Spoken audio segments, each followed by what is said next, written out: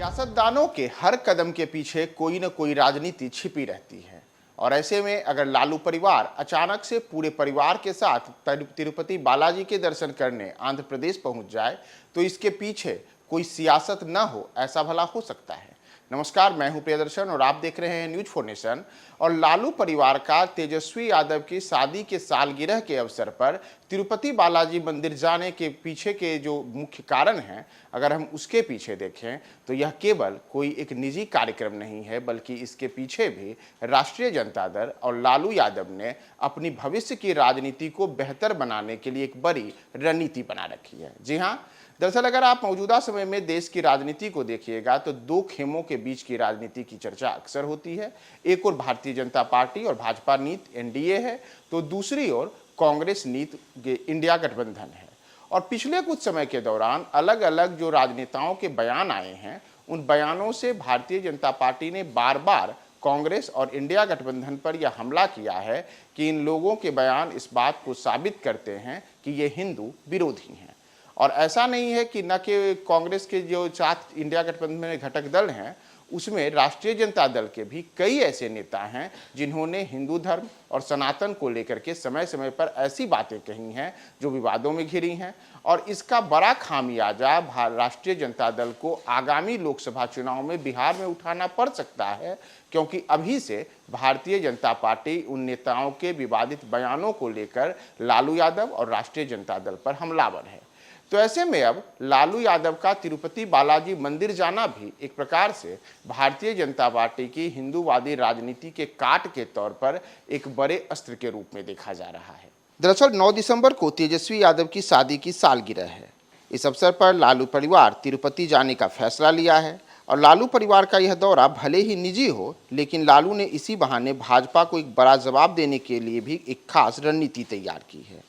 दरअसल हाल ही में देश के 5 राज्यों में हुए विधानसभा चुनाव के परिणाम इंडिया गठबंधन के मनमाफिक नहीं रहे। कांग्रेस को मध्य प्रदेश, राजस्थान और छत्तीसगढ़ में हार का सामना करना पड़ा। मणिपुर में भी पार्टी की करारी हार हुई। राजनीतिक विश्लेषकों का मानना है कि विधानसभा चुनाव में कांग्रेस को सफलता नहीं मिलने के पीछे एक कारण यह भी रहा कि इंडिया गठबंधन के कई नेताओं ने हिंदू धर्म पर विवादास्पद टिप्पणियां की थी। अगर हम याद करें तो तमिलनाडु में सत्तारूढ़ द्रमुक नेताओं ने कई ऐसी बातें कही जो सनातन विरोधी रही। इतना ही नहीं, बिहार में भी राष्ट्रीय जनता दल के कई नेताओं ने समय समय पर हिंदुओं और सनातन धर्म को लेकर के कई विवादित टिप्पणियां की। नतीजा रहा कि भाजपा ने विधानसभा चुनाव में जमकर उन विवादित बयानों को भुनाया। कांग्रेस से भाजपा बार बार सवाल करते रहे कि जो लोग हिंदू धर्म और सनातन को लेकर विवादित टिप्पणी करते हैं, क्या कांग्रेस उसे सही मानती है? कांग्रेस आखिर चुप्पी क्यों साधे है? माना गया कि भाजपा का यह दांव चुनाव में भी काफ़ी सफल रहा। अब ऐसे समय में अगर हम राष्ट्रीय जनता दल की बात करें तो सनातन और हिंदू धर्म पर विवादित टिप्पणी करने में राजद नेता भी पीछे नहीं हैं।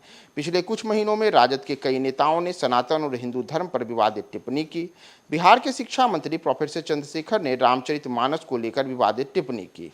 राजद विधायक फतेह बहादुर सिंह ने देवी दुर्गा को लेकर विवादास्पद बयान दिया।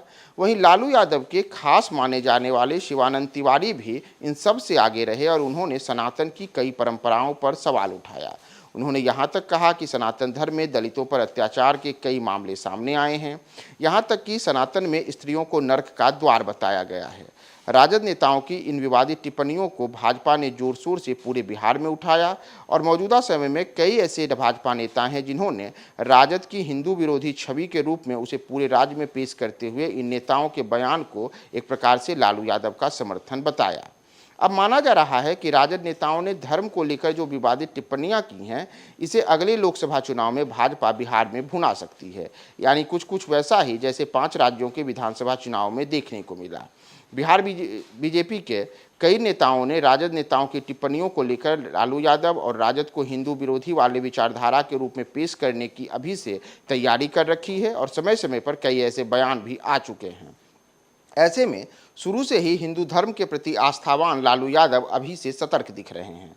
हिंदू धर्म, पूजन पाठ, में लालू परिवार की गहरी आस्था रही है। लालू यादव को एक धार्मिक प्रवृत्ति वाला व्यक्ति माना जाता है और उनके परिवार के लोग अक्सर पूजा पाठ के फोटो और वीडियो हाल के दिनों में वायरल होते रहते हैं।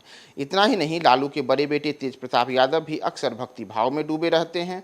वहीं तेजस्वी यादव के भी कई ऐसी तस्वीरें सामने आई हैं। साथ ही अलग अलग समय में उनको अलग अलग मंदिरों में पूजा करते देखा जा चुका है। ऐसे में लालू यादव अब मंदिरों से एक अलग किस्म के संकेत की राजनीति को आगे बढ़ा रहे हैं। लालू यादव का अब तिरुपति बालाजी मंदिर जाना भी एक अलग किस्म के संकेत है, जो भाजपा के उन हमलों को काट के रूप में देखा जा रहा है जो लालू और राजद को हिंदू विरोधी पेश करने की योजना हो सकती है।